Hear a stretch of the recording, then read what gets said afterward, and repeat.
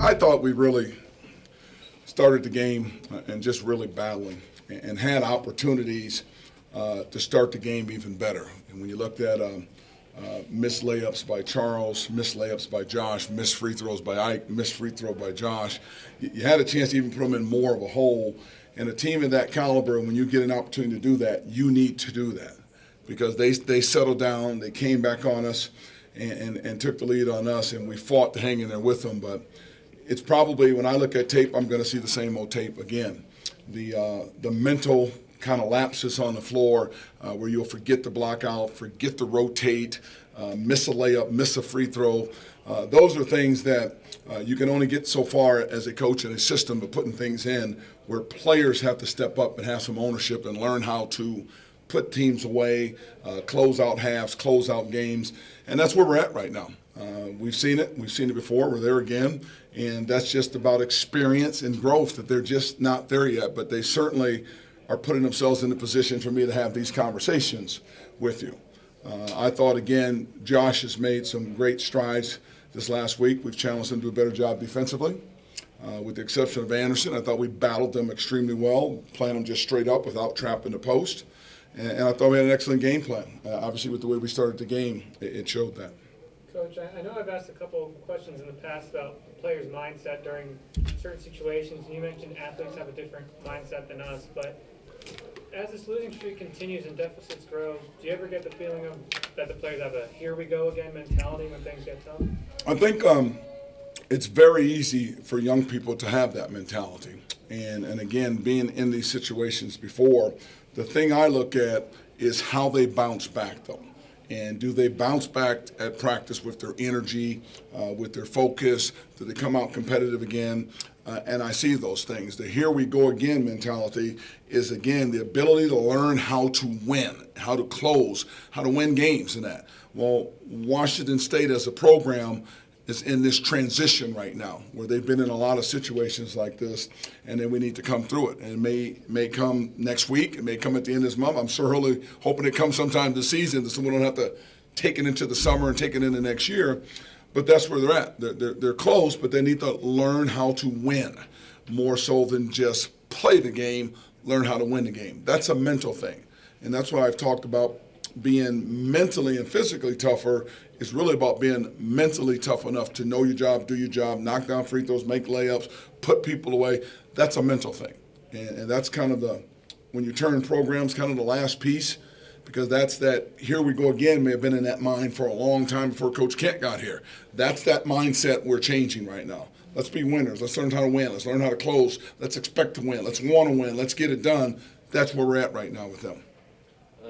In that regard, did you see any growth during that stretch where you cut it from 19 in the second half to 8-9? I did. I don't see a team that quits at all. I see a team that forgets. They don't quit. They just forget. And what I mean by that is having the mental toughness on a possession-by-possession basis to know your job and do your job without one guy breaking down. Your veteran teams, your experienced teams, your more talented teams, your more mentally tougher teams have an ability to do that. There's slippage throughout the game by everybody. It's who has the least amount of slippage. And right now, we're having too many guys that break down at the wrong time. You do 27 seconds of defense. We don't close out on Tellis, and he gets a three-pointer right in front of our bench with 3 seconds on the shot clock. It's because you don't put the pressure on him. That's a mental thing. You know, we have junior reaches and fouls Anderson with 3 seconds on the shot clock down in front of their bench. That's a mental thing. Where you got a guy locked up, how do you do that without making that mental breakdown? There are some situations on the floor where we were 3 or 4 seconds on the shot clock, and there's a back door, and a guy doesn't see his guy, loses. That's a mental thing. That's where we're at right now. Can it be even more mentally taxing for Josh and Ike when there really isn't that third or fourth scorer there to relieve some pressure on them? Well, it might be Josh, Ike, and Coach Kent too, because we think that guy should be there right now because there's certainly enough candidates there, and yet we started the game with an opportunity for a third scorer to have a lot of points out there on the floor. And when you get two players that go combined 5 of 25 in 64 minutes, that's hard to coach to do that. So that's about the confidence. That's about being ready to play and being locked in and all those things. How do you keep that balance of when Charles is struggling from the floor, still kind of giving him that green light to keep his confidence up, but also saying, hey, maybe, pass the ball to this guy or that guy? The example I use again is Aaron Brooks. His junior year, there's 9 games, you give him the ball, he kicks it out of bounds, throws it away, turns it over in 6 out of the 9 games, and we're a struggling basketball team. His senior year, there's 11 games, you give him the ball, he becomes Big Shot Brooks. He hits 6 game winners for you and controls it. It's about growth. It's about having confidence in them that they will figure it out and they will get to where they need to get to. And they have to go through the adversity to get there. There's no shortcuts. You can't just leapfrog over it. They have to learn how to do it. Hey, Coach Kent, I just had a quick question for you. You guys made the run in the second half. It was 61-53. And there just seemed like there was a couple times offensively that your guys just were a little too quick. I'm pretty sure Callison shot a pretty quick jumper right off the break, didn't set up for offense.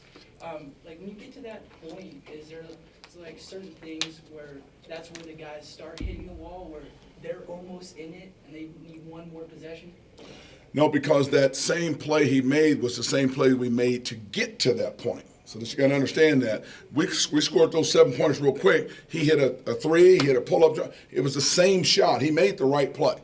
A speed transition down the floor. You have the defense backpedaling. That's a basketball one-on-one play. Pull up at the free throw line, knock down jumper. If he makes it, boom, huge momentum. If he misses it, boom, it takes some of the momentum away. So I don't fault him for taking that shot. The only thing I thought in that is he probably could have hit ahead to Ike, give Ike a drive, a layup, maybe get a foul, but at least he didn't go out of there uncontrolled and throw it away. He shot a good shot. You may call it quick, but that's how we play. We play, you got to kind of live and die with that speed. We play with putting pressure on your defense. Arizona, we couldn't allow them to set up defensively because they're a really good defensive team. That's why we have to stay in transition to get them in as many off-balance situations defensively as possible to give ourselves a chance to get some good looks.